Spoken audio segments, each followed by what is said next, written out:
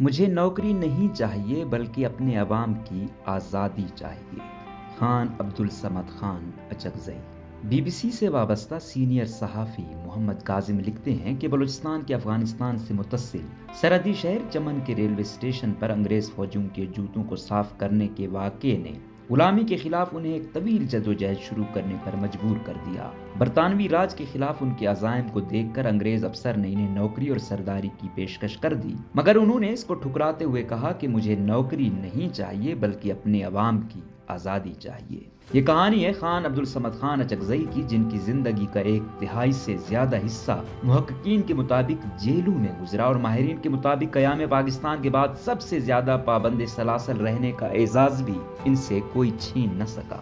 ان کے صاحبزادے اور سیاسی جانشین محمود خان اچکزئی کا کہنا ہے کہ انسانوں کو انسانوں کی غلامی سے نجات دلانے، ان کے انسانی اور سیاسی حقوق اور ان کے مساوی حیثیت کے لیے مسلسل جدوجہد کے نتیجے میں جیل جانے کی وجہ سے وہ اپنے والد کو صحیح معنوں میں نہیں دیکھ سکے۔ وہ کہتے ہیں کہ شعور سنبھالنے کے بعد انہیں اپنے والد کو ان کی زندگی میں صرف 6 ماہ دیکھنے کا موقع ملا، اور یہ 6 ماہ وہ تھے جب وہ گھر پر نظر بند تھے۔ اگر ہم عبدالصمد خان اچکزئی کے خاندانی پس منظر کے بارے میں بات کریں تو عبدالصمد خان اچکزئی قیام پاکستان سے قبل جولائی 1907 میں افغانستان سے متصل ضلع قلعہ عبداللہ میں اپنے آبائی گاؤں عنایت اللہ کاریز میں پیدا ہوئے۔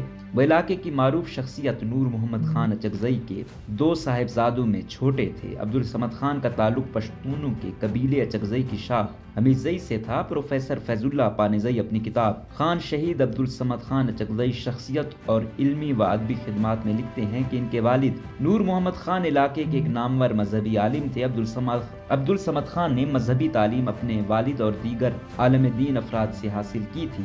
وہ صرف 7 سال کی عمر میں عربی اور فارسی سے بخوبی واقف ہو گئے۔ وہ امام غزالی کی عربی اور فارسی کی کتابوں کا بخوبی مطالعہ کر سکتے تھے۔ وہ 10 برس کے تھے کہ ان کے والد کا انتقال ہو گیا، جس کے بعد ان کی تربیت کی ذمہ داری ان کی والدہ اور ماموں کے ذمہ آ گئی۔ ممتاز دانشور ڈاکٹر عبدالرؤف رفیقی کے مطابق وہ بہت ذہین تھے اور اسی وجہ سے انہیں گلستان کے مڈل اسکول میں پہلی کی بجائے تیسری جماعت میں داخلہ دیا گیا تھا۔ ڈاکٹر رفیقی کے مطابق عبدالصمد خان اچکزئی نے اسکول میں بھی اپنی صلاحیتوں کا لوہا منوایا۔ صرف 1 سال 3 مہینے کے قلیل عرصے میں تیسری اور چوتھی جماعت کو پاس کیا۔ محمود خان اچکزئی نے بتایا کہ اس وقت وظیفے کا امتحان چوتھی جماعت میں لیا جاتا تھا۔ ان کا کہنا تھا کہ ٹاپ پوزیشن کے لیے صرف 4 طالب علموں نے کوالیفائی کیا تھا، جن میں سے ایک خان عبدالصمد، دوسرے سابق سیکرٹری فرید احمد زئی کے والد عظیم خان اور 2 سکھ بھائی تھے۔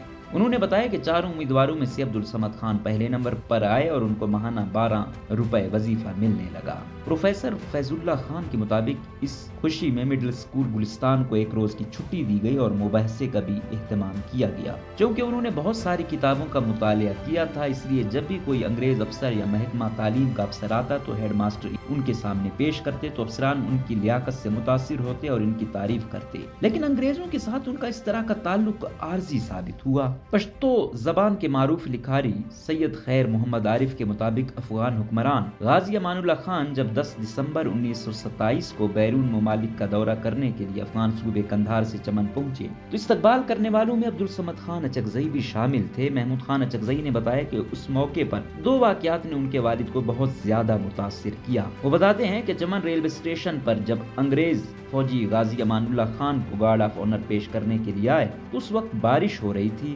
بارش کی چھینٹوں سے جب ان کے جوتے خراب ہو جاتے تو تولیہ پکڑے ملازمین ان کے جوتوں کو صاف کرتے رہتے۔ اس واقعے نے انہیں غلامی کے خلاف جدوجہد کے لیے کھڑا کیا۔ وہ کہتے ہیں کہ اس وقت عبدالصمد خان نے کہا کہ ہونا یہ چاہیے تھا کہ امان اللہ خان کو سلامی دینے والے یہاں کے پشتون ہوتے، اگر پشتون نہ ہوتے تو کم از کم ہندوستانی ہوتے، لیکن ہندوستانی تھے مگر وہ انگریز سپاہیوں کے جوتے صاف کر رہے تھے۔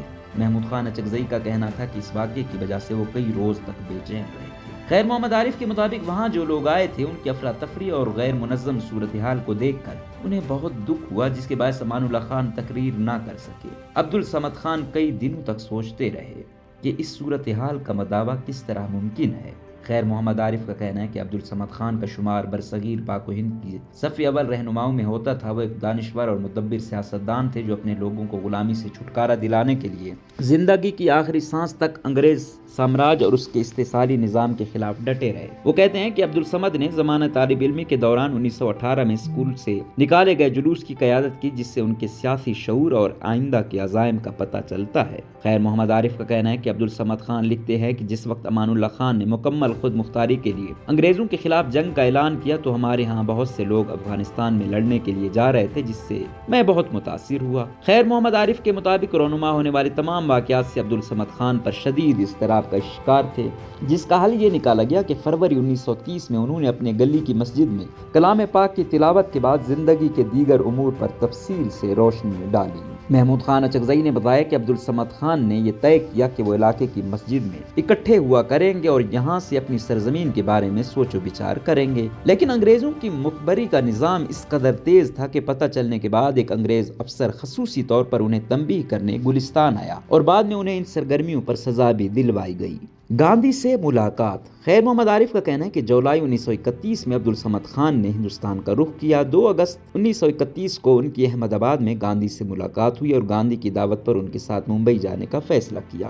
خیر محمد عارف کے مطابق 3 اگست کو ممبئی پہنچنے کے بعد سے عبدالصمد خان اس دورے کے دوران 15 دن تک گاندھی کے ساتھ رہے اور ہندوستان کے بہت سی سیاسی رہنماؤں کے ساتھ ملاقاتیں کی اور انہیں بلوچستان میں انگریزوں کی بربریت اور لوگوں کی محرومیوں سے آگاہ کیا۔ خیر محمد عارف کے مطابق یہ عجیب اتفاق ہے کہ عبدالصمد خان اور خان عبدالغفار خان عرف باچا خان کی پہلی ملاقات ممبئی میں گاندھی کے ہاں ہوئی، جو بعد ازاں طویل ترین رفاقت میں بدل گئی۔ محمود خان اچکزئی بتاتے ہیں کہ گاندھی کے ساتھ ملاقاتوں اور وہاں اجلاسوں میں شرکت کے دوران خان عبدالصمد نے خدر پہننے کا فیصلہ کیا، کیونکہ خدر انگریزوں کے دور میں حزب اختلاف کی علامت بن گئی تھی۔ ان کا کہنا تھا کہ جب گاندھی نے انہیں خدر میں دیکھا تو حیران ہوئے اور انہیں بتایا کہ اگر آپ کسی کی مرضی کے مطابق خدر پہنیں گے تو ان کی مرضی کے مطابق کل اسے اتاریں گے۔ محمود خان اچکزئی کا کہنا ہے کہ اس پر والد نے انہیں بتایا کہ انہوں نے صرف اپنی مرضی سے خدر پہنا ہے، اس کے بعد وہ زندگی بھر خدر ہی پہنتے رہے۔ اگرچہ گاندھی اور وہاں کانگریس کے رہنماؤں سے ملاقاتوں سے پہلے ہی برطانوی راج کے خلاف جدوجہد پر وہ گرفتار ہوتے رہے، لیکن ان ملاقاتوں کے بعد ان کی گرفتاریوں میں اضافہ ہوا۔ مصنف اور دانشور پروفیسر شوکت ترین کے مطابق عبدالصمد خان اچکزئی زندگی میں پہلی مرتبہ اپریل 1929 میں غازی امان اللہ خان کی مدد کرنے افغانستان جانے کی کوشش میں اپنے خاندان کے 15 خانوں سمیت کوئٹہ بلا کر گرفتار کیے گئے۔ وہ کہتے ہیں کہ 16 مئی 1930 کو عبدالصمد خان کی دوسری مرتبہ گرفتاری کے وقت ان پر الزام تھا کہ انہوں نے ماہ رمضان میں نماز تراویح کے بعد قرآن کی مقدس آیتوں کی تشریح کی تھی۔ اس مرتبہ انگریز پولیٹیکل ایجنٹ انہیں متنبہ کرنے کے لیے بذات خود گلستان گئے تھے۔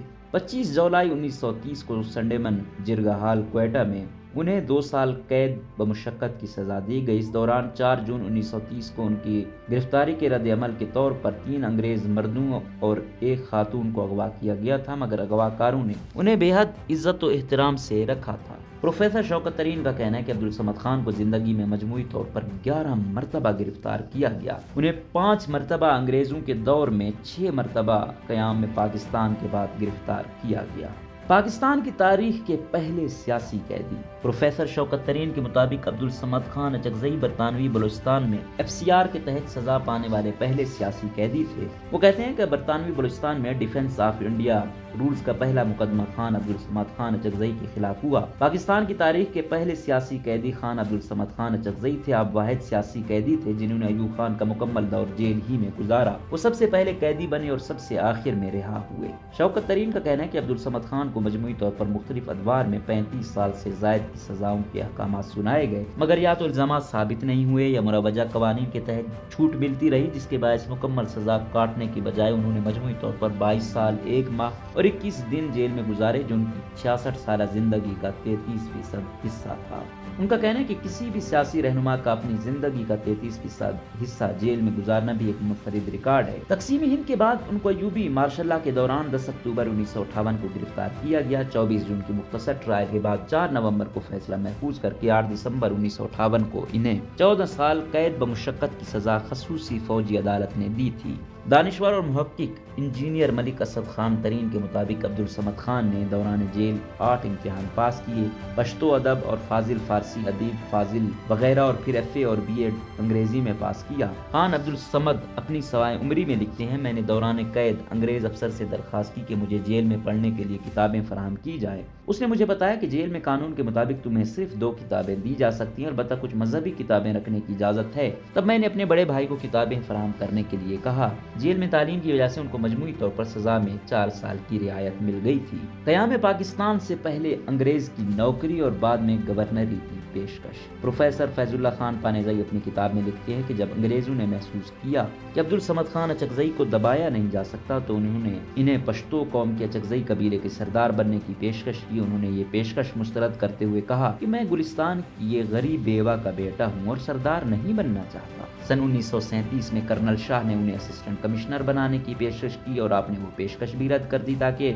آپ اپنی سرزمین کی آزادی کی جدوجہد کو جاری رکھ سکیں۔ ممتاز دانشور پروفیسر عبدالغنی خان غنون اپنی کتاب بابا پشتون اور پشتونخوا کی جلد سوے میں عبدالکریم بریالئی کے حوالے سے لکھتے ہیں کہ وفاقی حکومت نے 70 کی دہائی کے آغاز میں انہیں گورنر بنانے کی پیشکش کی۔ ساتھیوں سے صلح و مشورے کے بعد انہوں نے کہا کہ میں نے یہ فیصلہ کیا ہے کہ گورنری قبول نہیں کروں کیونکہ مرکزی حکومت اور بلوچوں کے درمیان چپکلش ہے۔ یہاں خانہ جنگی ہوگی اور بمباری ہوگی اور بلوچوں کی تلاشی ہوگی اور میں مرکزی حکومت اور بلوچوں کے درمیان لڑائی میں فریق نہیں بننا چاہتا اور نہ ہی کسی قوم کی بے عزتی میں ملوث ہونا چاہتا ہوں، اس لیے میں اس پیشکش کو ٹھکرانا چاہتا ہوں۔ پروفیسر عبدالغنی نے بابا پشتون اور پشتونخوا میں عبدالصادق اچکزئی کے حوالے سے لکھا کہ سن 1958 میں بابا پر کوئٹہ میں مارشل لا کی عدالت میں مقدمہ چل رہا تھا۔ موجودہ میونسپل کارپوریشن کوئٹہ کی بلڈنگ میں ایک میجر تھے، ایک نچلے رینک کا آفیسر اور ایک سول جج مولوی محمود تھے۔ ہم بھی دیدار کے لیے ہر پیشی پر آتے تھے۔ آخری پیشی پر بابا کو 14 سال کی قید کی سزا سنائی گئی اور ہتھکڑیاں پہنائی گئی۔ ہم بچے پاس کھڑے تھے تو ہم رونے لگے۔ بابا ہمارے پاس آئے اور سر پر ہاتھ پھیرا اور کہا یا آپ پریشان نہ ہوں، ایسے مصائب تو ہوں گے، میں ان کا عادی ہوں، میں ان کی آقا ہوں، یعنی انگریزوں کی جیل میں کافی عرصہ رہ چکا ہوں۔ اس آزادی سے وہ جیل بہت بہتر تھی۔ عبدالصمد خان اچکزئی بطور ادیب اور صحافی انجینئر ملک اسد خان ترین کے مطابق عبدالصمد خان کی تحریروں میں وہ تمام خصوصیات بدرجہ موجود ہیں جو ایک اعلیٰ نثر نگار میں موجود ہونے چاہیے۔ ایک ادبی تاریخ کے مطابق خان عبدالصمد خان نے غزالی کی کیمیائے سعادت، شبلی نعمانی کی سیرت پاک اور ابوالکلام آزاد کے ترجمان القرآن، شیخ سعدی کی گلستان اور فیوچر آف فریڈم کا پشتو اور اردو میں ترجمہ کیا۔ وہ ایک صحافی بھی تھے، انہوں نے صوبے میں صحافت کی بنیاد ڈالی اور صوبے میں بابا صحافت کا لقب پایا۔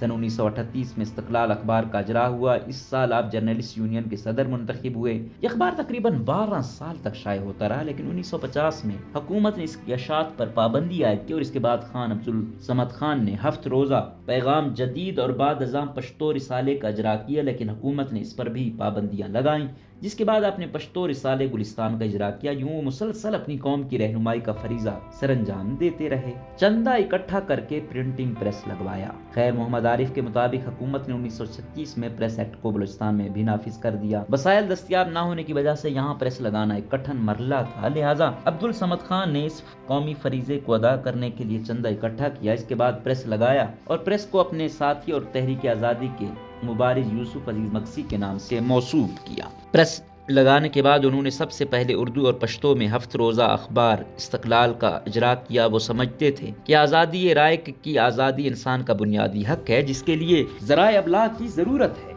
ڈاکٹر رؤوف رفیقی کے مطابق عبدالصمد خان اپنی خود نوشت کی جلد اول کے صفحہ نمبر 151 اور صفحہ نمبر 152 پر گلستان کورنیکلز مڈل سکول کے زمانہ طالب علمی کا تذکرہ کرتے ہوئے لکھتے ہیں کہ 2 چیزوں نے میری زندگی پر گہرے اثرات مرتب کیے، جن میں علامہ اقبال کی نظم بچے کی دعا مجھے یاد تھی۔ کئی برسوں تک میں اس دعا کو دن میں 2 بار دہراتا رہتا تھا تاکہ اپنی زندگی میں اس کے اثرات پالوں۔ اور دوسرا وہ جملہ جو میرے سینئر طلباء نے میری لیاقت کو جانچنے کے لیے مجھے املا لکھنے کو کہا تھا۔ ایک نامی گرامی اسپیکر ہونے کے لیے نیک چلن ہونا ایسا ہی ضروری ہے جیسا آئینے کے لیے صفائی۔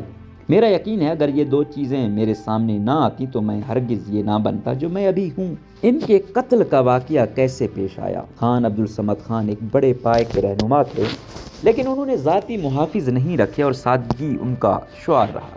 پروفیسر فیض اللہ نے بلوچستان یونیورسٹی کے شعبہ ابلاغیات کی سابق چیئرپرسن پروفیسر سیمی نغمانہ کی ایک تحقیق کا حوالہ دیتے ہوئے لکھتے ہیں کہ قابل نفرت بات یہ تھی کہ سیاسی مخالفت میں انہوں نے ہر حالت میں سیاسی رویہ اور سوچ اختیار کی۔ انہوں نے کبھی کسی مرحلے میں تشدد کی راہ اختیار نہیں کی۔ وہ لکھتی ہیں کہ وہ اسلحہ اور باڈی گارڈز سے ہمیشہ بے نیاز رہے۔ وہ ہر شام اپنے گھر سے پیدل چل کر جناح روڈ آتے اور یہاں فرا ہوٹل کے کونے میں عام افراد سے گھل مل جاتے، دوست و احباب سے گفتگو کرتے اور لوگ ان کے کہے سنتے۔ ان کو رات کی تاریکی میں قتل کیا گیا اور اس مقصد کے لیے 2 دسمبر 1973 کی شب اس چھوٹے سے گھر میں سوتے ہوئے ان پر دستی بموں سے حملہ کیا گیا تھا۔ محمود خان اچکزئی کہتے ہیں کہ زندگی کے آخری 2 سال عبدالصمد خان اگرچہ جیل سے باہر رہے، لیکن لوگوں کی بھلائی کی جدوجہد ان کا مشن تھا۔